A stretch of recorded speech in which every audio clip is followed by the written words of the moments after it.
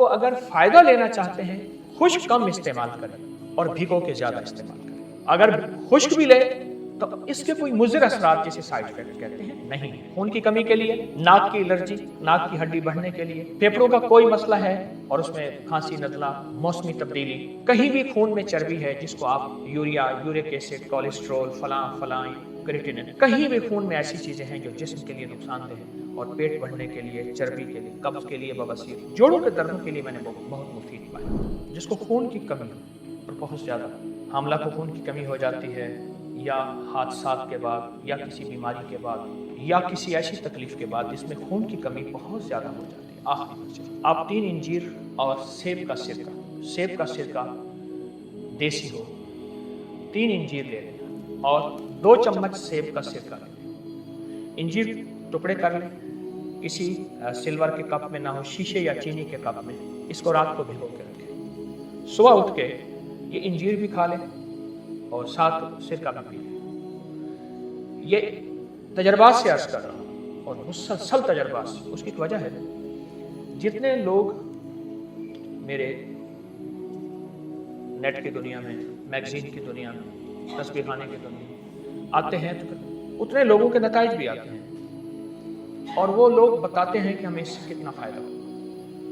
یہ ایک خوراک سمجھ لیں کہ 1 لیٹر خون بناتی ہے یا 1 پاؤنڈ خون بناتی ہے۔ ایک خوراک سالم خون، صاف ستھرا خون جس میں کوئی بیماری نہیں، خون کی کمی کے لیے ایک چیز۔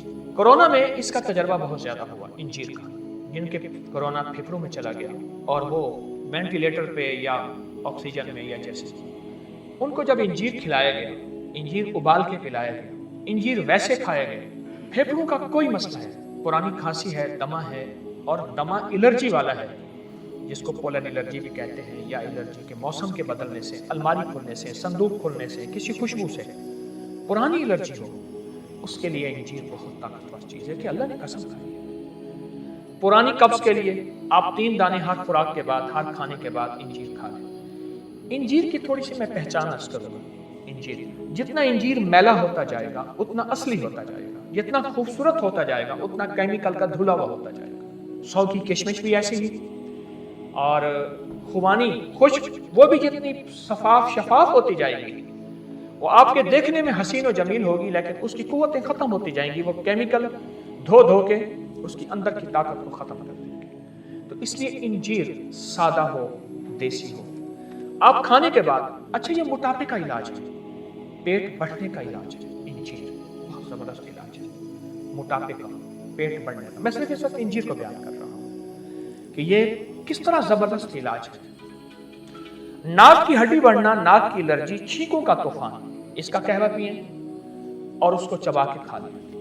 انجیر رات کو بھگو دیں، صبح اٹھ کے کھا لیں۔ سخت سردی ہے گرم کر کے، سردی نہیں تازہ آپ اس کو استعمال کریں۔ انجیر